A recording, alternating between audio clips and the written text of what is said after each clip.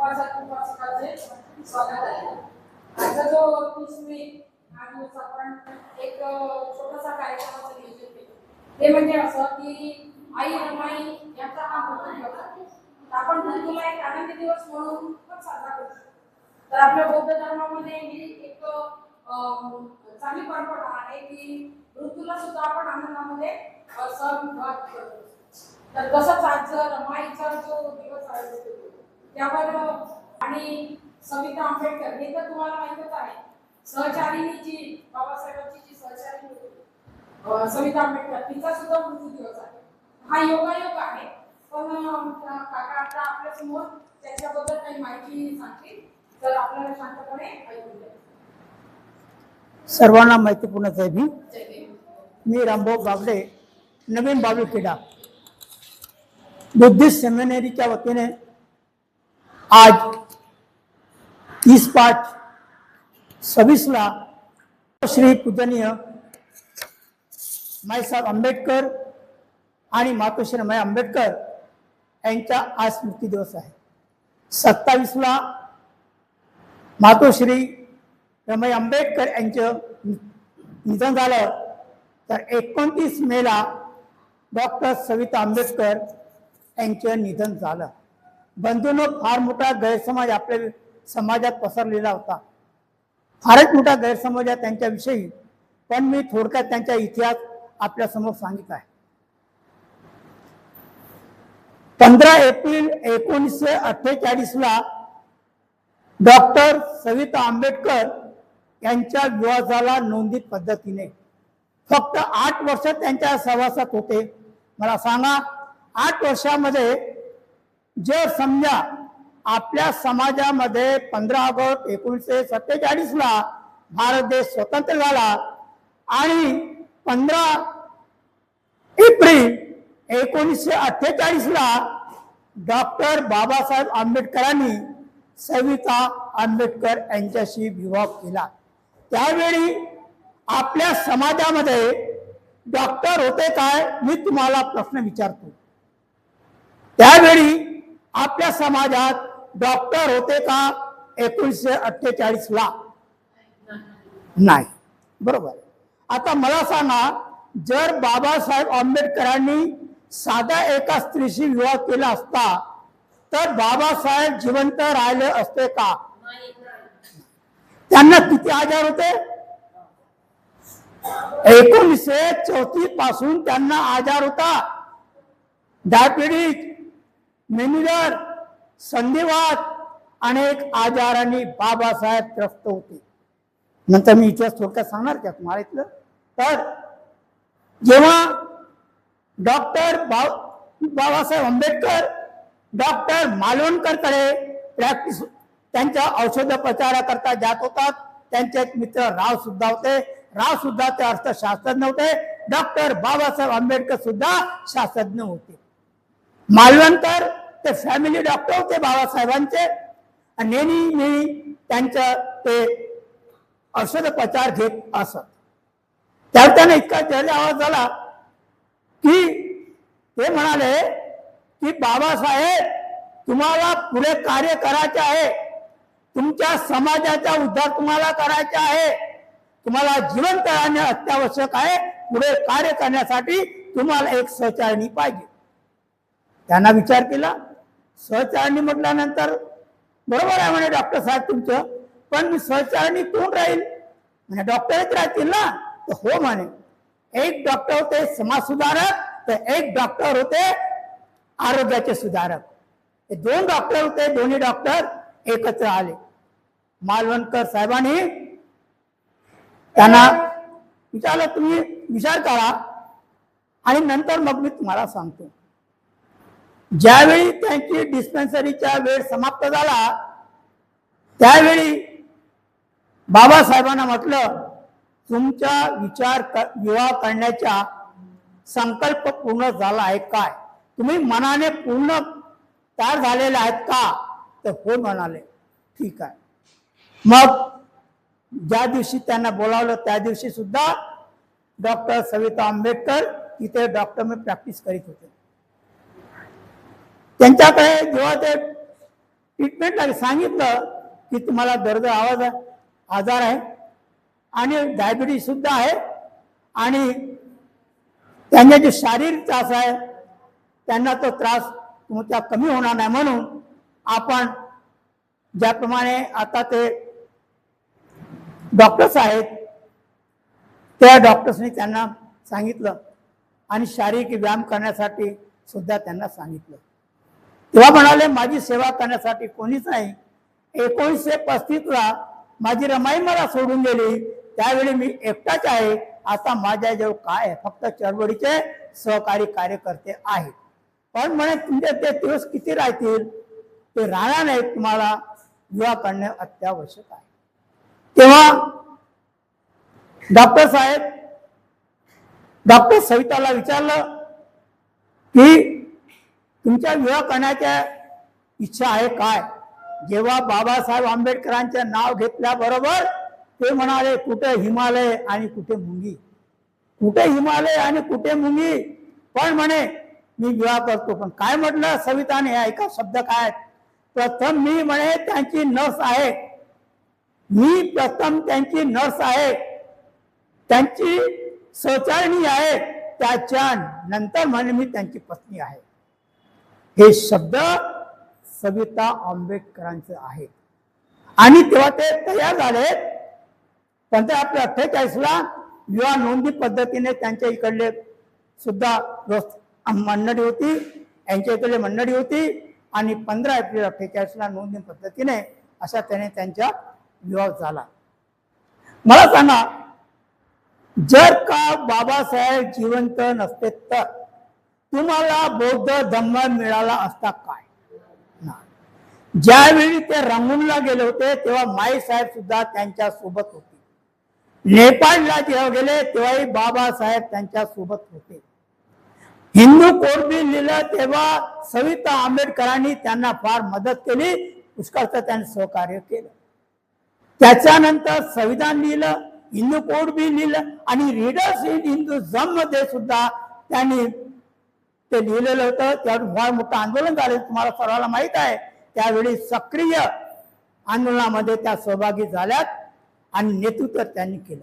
अशा तऱ्हेने बाबासाहेब आंबेडकरांना सहचारी मिळाल्यानंतर आम्ही का त्यांना नाकारलं, का नाकारलं आम्ही, का त्यांना त्यांच्या कुटुंबाच्या त्याच्या हिस्सा नाही दिला. राजगृहामध्ये त्या कधी राहिलेल्या नाही. बाबासाहेब आंबेडकर जिवंत असेपर्यंत किरायाने दिल्लीच्या बंगल्यामध्ये राहिलेले आहेत. दिल्लीच्या बंगल्यात सविता आंबेडकर आणि ते आणि तो बाबासाहेबांचे महापरिनिर्वाण झाल्यानंतर तो बंगला खाली करण्यात आला आणि तो जी तिची मालकीण होती, तिची मुलगी होती, तिने ताबा केला कोर्टात टाकून आणि पुन्हा ते रस्त्यावर आले मायसाहेब, फक्त एक कपड्यानी आणि जे काही वस्तू होती. अशा तऱ्हेने मुंबईमध्ये नंतर कुठे जायचं त्या वडिलांकडे राहिले आणि वडिलांकडूनच मग शेवटी त्यांच्या मरण पावला. आता मी तुम्हाला संक्षिप्तपणे सांगतो. बघा, जन्म 27/1/1912, मृत्यू 29/5/2003. बाबासाहेबांची सावली डॉक्टर सविता भीमराव आंबेडकर. आज त्यांचा स्मृती दिवस आहे. 63 स्मृती दिन आपण या ठिकाणी संपन्न करीत आहोत. शारदा कबीर यांचा जन्म मुंबई इथे झाला. त्यांचे घराणे सारस्वत ब्राह्मण. त्यांचे आई वडील रत्नागिरी जिल्ह्यातील. वडिलांचे नाव कृष्णा कबीर, आईचे नाव जानकाबाई कबीर. त्यांचे मूळ गाव राजापूर. शारदा कबीरांचे वडील पुण्यात आरोग्य त्या खात्यामध्ये अधिकारी होते. ते सुशिक्षित असल्यामुळे जातपात मानित नसत. सर्व मानव प्राणी सारखे आहेत असं त्यांच्या त्यावेळचा समज होता.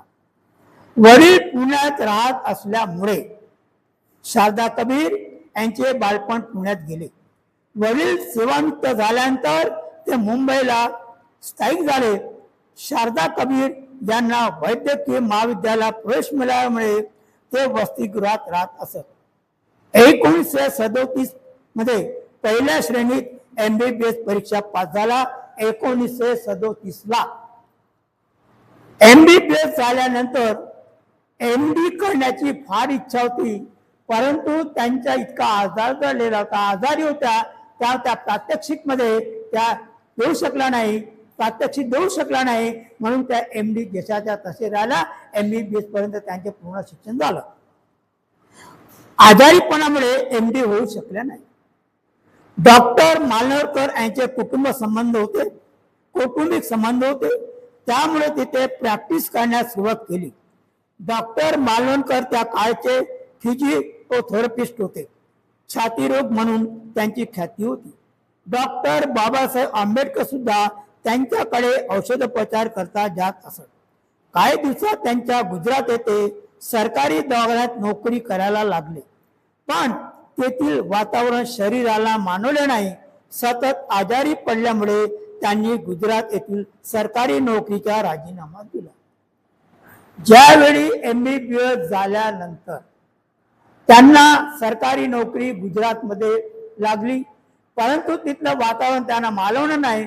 पुन्हा मग ते आपल्या मुंबईला परत आले. मुंबईला मालवणकरकडे प्रॅक्टिस करीत असत. डॉक्टर बाबासाहेब आंबेडकर, शारदा कबीर यांचा संबंध एक डॉक्टर रुग्ण असेच होते. पहा, मी सांगितलं होतं तुम्हाला, डॉक्टर बाबासाहेब आंबेडकर व डॉक्टर शारदा कबीर यांचा संबंध एक डॉक्टर रुग्ण असेच होते. बाबासाहेबांनी सर्व सहकाऱ्यांचा सल्ला घेऊन विवाह केला. मी आधी शारदा कबीर दोघांनी विवाह करण्याचा निर्णय घेतला. 15/4/1948 ला शारदा कबीर व बाबासाहेब यांचा विवाह नोंदणी पद्धतीने विवाह झाला. विवाह झाला तेव्हा बाबासाहेब नेहरू मंत्रिमंडळ कायदे मंत्री होते. मसुदा समितीचे अध्यक्ष होते. बाबासाहेबकडे घटना लिहिण्याचे कार्य असल्यामुळे शारदा आंबेडकर सुद्धा बाबासाहेबांना सहकार्य करीत असत. पहा, त्यांच्या सर्व कार्यामध्ये डॉक्टर सविता आंबेडकर त्यांना मदत करत. 18 तास घटनेचे कार्य करीत असत. बाबासाहेबांना अनेक आजार होते, उदाहरणार्थ संधिवात, मधुमेह, मज्जातंतू, मेंदूज्वर, पायात दुखणे इत्यादी आजाराने त्रस्त होते. तरी माई साहेबांनी आपल्या या नात्याने त्यांची सेवा केली. डॉक्टर या नात्याने त्यांची सेवा केली. वेळोवेळी त्यांना औषध जेवणाच्या वेळ ठरविला असत. कधी त्यांनी निष्काळजीपणा केला नाही. मुंबईत विद्यार्थ्यांनी जेपशीवर मैदानावर 12/10/48 ला माईसाहेब आंबेडकर बाबासाहेब यांचा भव्य सत्कार आयोजित केला होता. प्रकृती ठीक नसल्यामुळे बाबासाहेब जाऊ शकले नाही, परंतु माईसाहेब त्या सत्काराला गेले.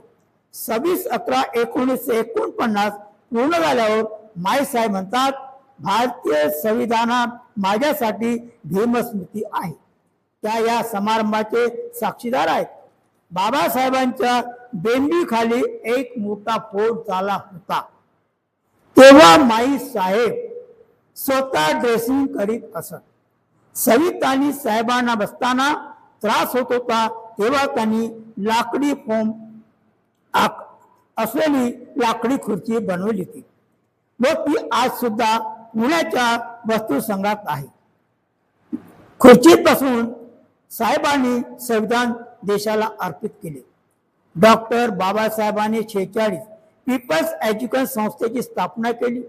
2046 मुंबई येथे सिद्धार्थ महाविद्यालय, औरंगाबादला डॉक्टर बाबासाहेब आंबेडकर व माईसाहेब आंबेडकर औरंगाबादला जाणे येणे सुरू होते. तेव्हा अजिंठा वेरूळची लेणी बघितली. बाबासाहेब माईसाहेब यांनी संकल्प केला की मागास वर्गीय भागात एक महाविद्यालय सुरू करावे.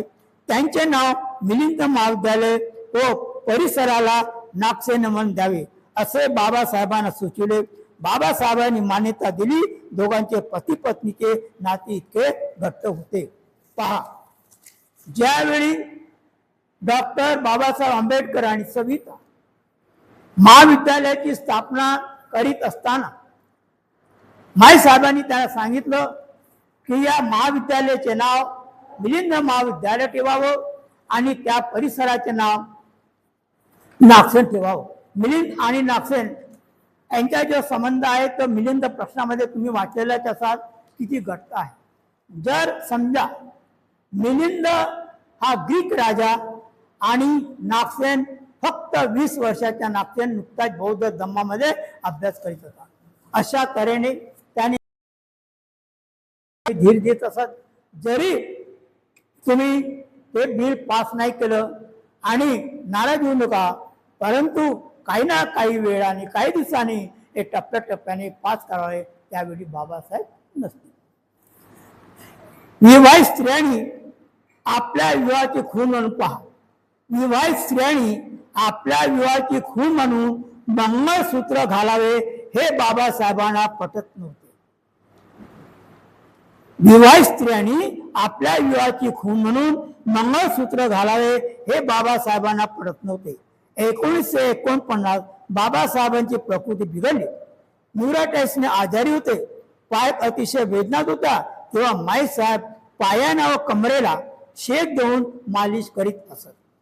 बाबासाहेबांचा मुलगा यशवंत आंबेडकर यांच्या विवाह प्रश्न उद्भवला तेव्हा बाबासाहेब माईसाहेबांना म्हणाले, आपल्याच कुटुंबातील नातेवाईकापैकी मुलगी बघून विवाह करून घेऊ.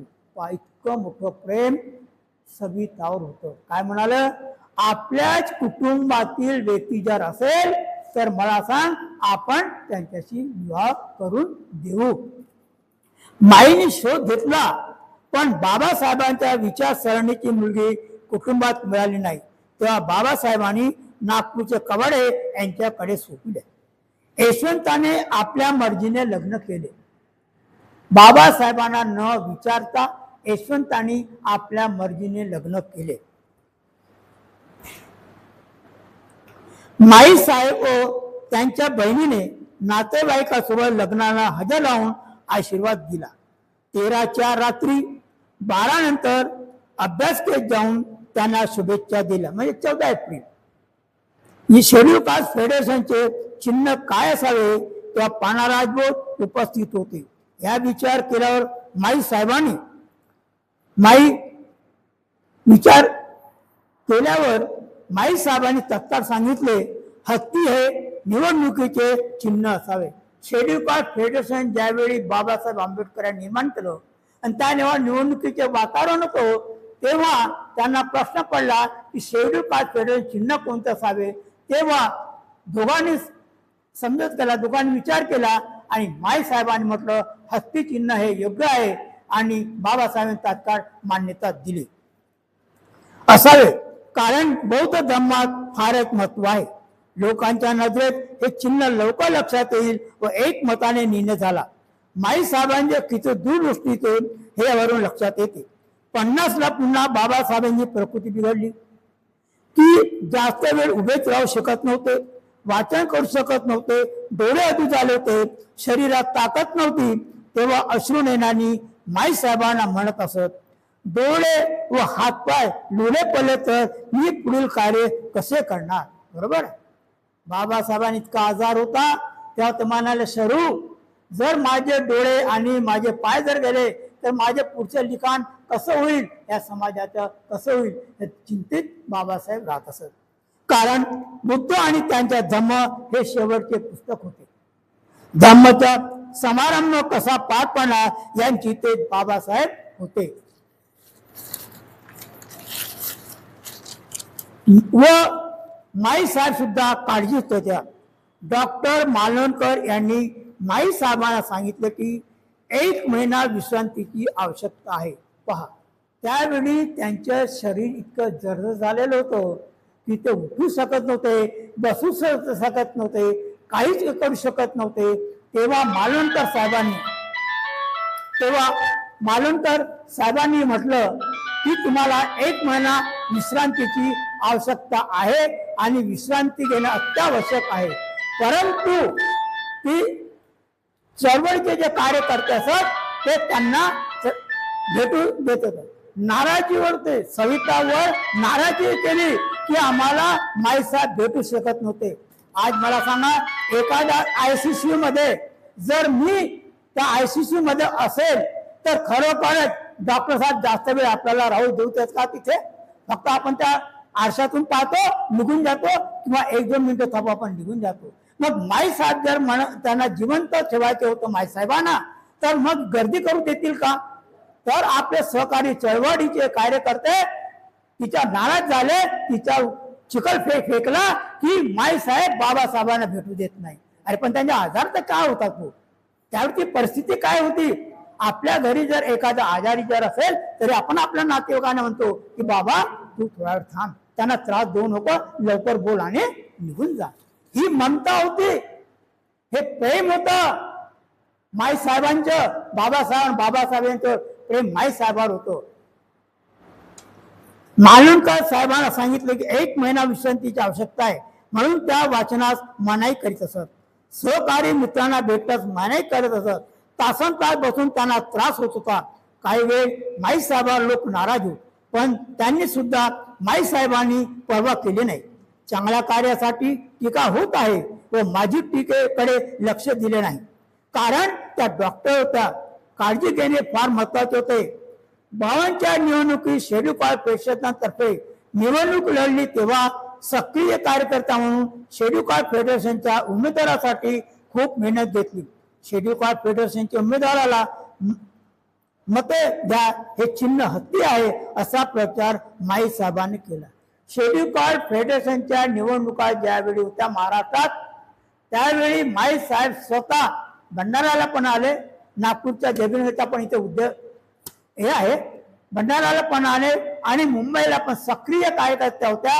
आणि माई साहेबांना म्हणत होते आपल्या प्रचारामध्ये की बाबासाहेबांना निवडून येणे अत्यावश्यक आहे आणि त्यांचं ते चिन्ह आहे.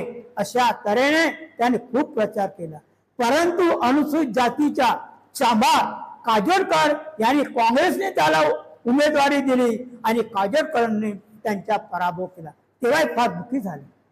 एक संविधान शिल्पकार, या देशाच्या महान संविधान शिल्पकार नाही, कायदे तज्ञ, काय काय त्यांच्या 32 डिग्र्या त्यांच्या हातात असल्यानंतरही सुद्धा आज त्यांचा पराभव होतो. तेव्हा कुणाला दुःख वाटणार आहे? प्रत्येकाला दुःख वाटणार आहे. आणि अशी ही जातीवादी परिस्थिती त्यावेळी ती. आणि काँग्रेसने तर विचारू नका, बाबासाहेबांचा फार मोठा छळ केला. इतका छळ केला, शेवटी काय सांगू, त्याने विमानाचे पैसे सुद्धा दिलेले नाही. असा त्यावेळची परिस्थिती होती. जातीवाद होतात. अशा तऱ्हेने बाबासाहेबांचा फार मोठा छळ करण्यात आलेला होता. मते द्या, ते चिन्ह हत्ती होते असा प्रचार माई साहेबांनी केला. 1952ला बाबासाहेबांच्या मुंबईत पराभव झाला. चामार जातीच्या सुद्धा कार्यकर्ता काजोडकर निवडून आला, कारण बाबासाहेबांची विद्वत्ता न पाहता जातीच्या विष काँग्रेसने पेरले. तेव्हा बाबासाहेबांना फार वाईट वाटले. भंडारा येथील निवडणुकीत पराभव, कारण बाबासाहेबांचा एकच ध्येय होते, कोणत्याही परिस्थितीत बाबासाहेब लोकसभेत जायला नको. एकच चंग बांधला. माई साहेब बाबासाहेबांनी खूप प्रचार केला. त्यांची प्रवृत्ती ठीक असताना समाजासाठी, देशासाठी प्राणपणाने जीवन असेपर्यंत मी कार्य करीन. समाजाचे उद्धार केल्याशिवाय मी स्वस्थ बसणार नाही असा निर्धार केला. दोघांनी निर्धार केला. बाबासाहेबांचा निर्धार केलाच होता, पण माई साहेब सुद्धा म्हणाले की मी जिवंत असेपर्यंत समाजाच्या उद्धारासाठी मी कार्य करेन. 16 मे 54ला रंगून येते बुद्ध जयंती निमित्त त्या परिषदेला माई साहेब बाबासाहेब उपस्थित होत्या. विवाह झाल्यापासून माई साहेब बौद्ध धर्माकडे वळल्या. बौद्ध धर्माचा अभ्यास करू लागले, कारण बाबासाहेबांचा कल बौद्ध धर्माकडे होता. हे व्यक्ती त्यांनी ओळखले. बौद्ध धर्मात आपण इतके बघणार तर आपण बौद्ध धर्माची दीक्षा घेऊ. माई साहेब म्हणाले आपला जो कल बौद्ध धर्माकडे आहे आणि बौद्ध धर्म त्या विचाराशी आपण कार्य करीत आहोत, तर का आपण बौद्ध धर्माची दीक्षा घेऊ नये. म्हणून दिल्लीच्या बिर्ला मंदिरा बौद्ध मंदिरामध्ये दोघांनीही बौद्ध विवाह बौद्ध धर्म स्वीकारला. पण त्यावेळी प्रसिद्धी दिलेली नाही. त्यावेळी ताकदीने सांगितलेलं होतं बाबासाहेब माईसाहेबांनी, तो कोणत्याही याच्यामध्ये रेडिओवर बातमी देऊ नका, कारण मला पुढे धर्मांतर सार्वजनिक करायचे आहे. मोठ्या प्रमाणामध्ये मला धर्मांतर करायचे आहे, म्हणून फक्त आम्ही आज दोघेही बौद्ध धर्माची दीक्षा घेतोय, याची प्रचिती कुठेही करू नका. बौद्ध धर्माची दीक्षा घेऊ. 54ला दिल्लीमध्ये बिर्ला मंदिरातील बौद्ध विहारात पंत आर्यवंश यांच्याकडून बौद्ध धम्माची दीक्षा माई साहेब व आंबेडकर साहेबांनी घेतली.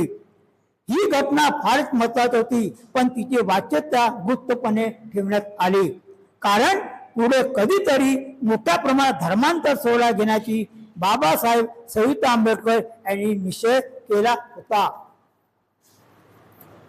कुशीनाळा येथील भिक्खू मावशी चंद्रमणी यांच्या हस्ते बौद्ध धर्माची दीक्षा घेऊन बनते चंद्रमणी यांनी 24 सप्टेंबर 56 ला बाबासाहेबांनी लिहिले. 14 ऑक्टोबर 56 ला अशोका विद्यार्थी दिवशी आम्ही दोघांनी